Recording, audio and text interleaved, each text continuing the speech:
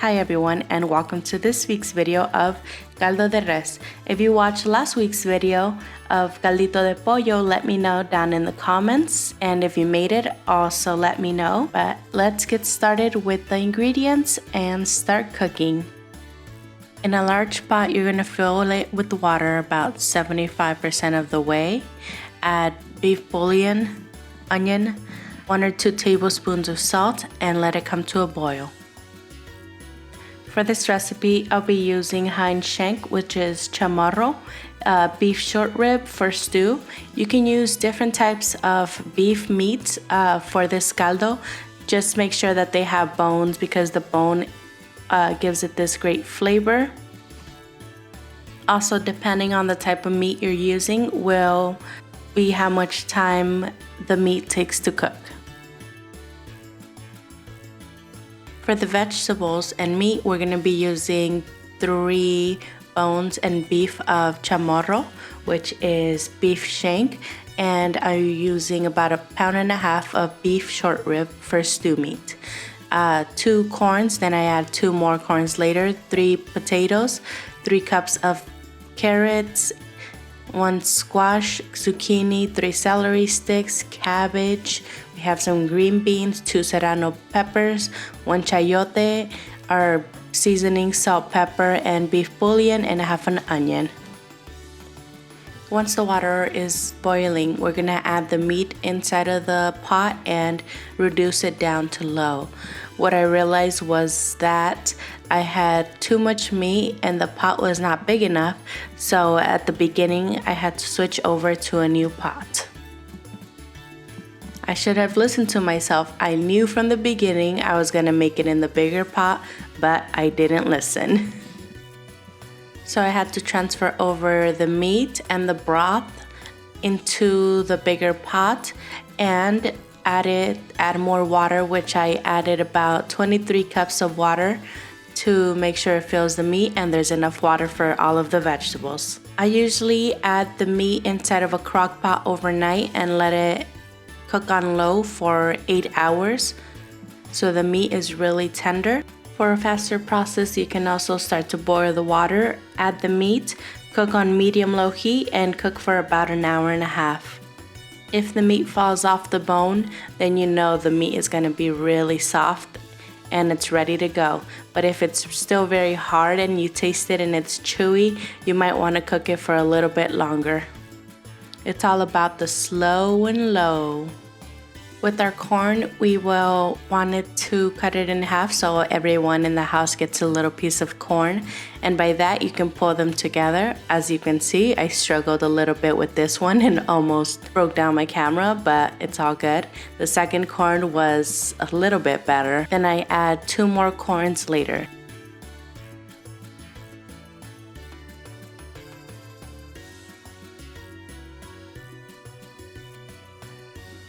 With your potatoes, you will want to cut them into fourths. The bigger the potato it is, the longer it takes to cook, but it also absorbs a lot of the beef broth. Now I'm cutting a chayote into 6 pieces, which a chayote is somewhat like a squash. Just has firm texture at the beginning, but once it's cooked down, it becomes soft. For all of these vegetables, you can change the quantity of vegetables that you're using to fit your pot or to fit your liking. Once your meat has been cooking for about 7 hours, you check the meat once again and you start adding the bigger vegetables, which are the vegetables that take longer to cook, like the potatoes, the corn, the carrot, the chayote.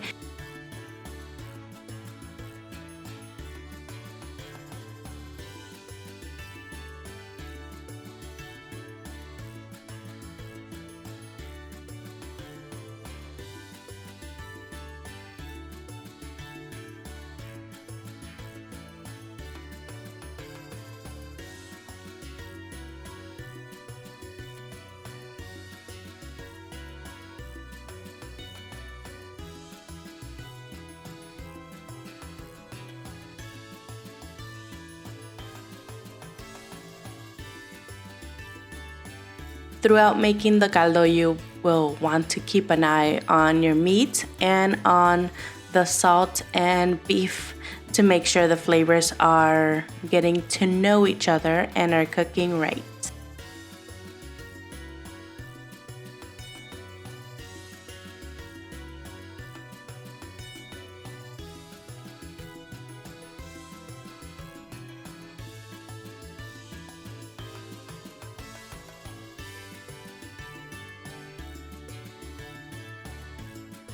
For the green beans, we will want to cut off both ends and then chop them up.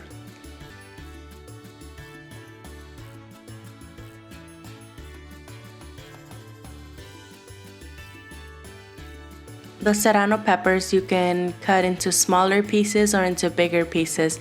They don't spice up the caldo too much, it just gives it more flavor. For the squash and zucchini, we will cut them into round pieces.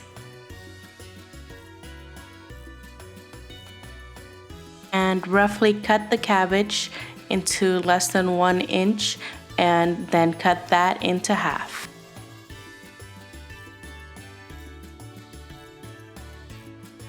Now into the pot goes the green beans, the serrano peppers, cabbage, squash and zucchini, and we let that cook for about another 20 minutes.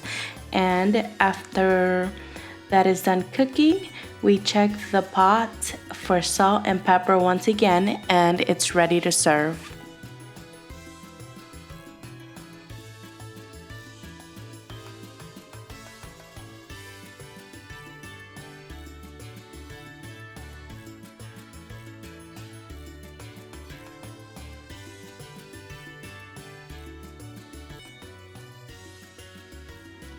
Thank you guys for watching this video. I hope you enjoyed it. If you did, give me some thumbs up and hit that subscribe button if you haven't already.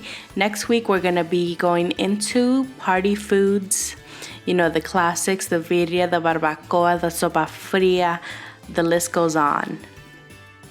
If you made this video at home, let me know, tag me on Instagram, or let me know down in the comments below. You can check out this recipe and many more recipes on my website, and stay tuned for next week. Smell you guys later.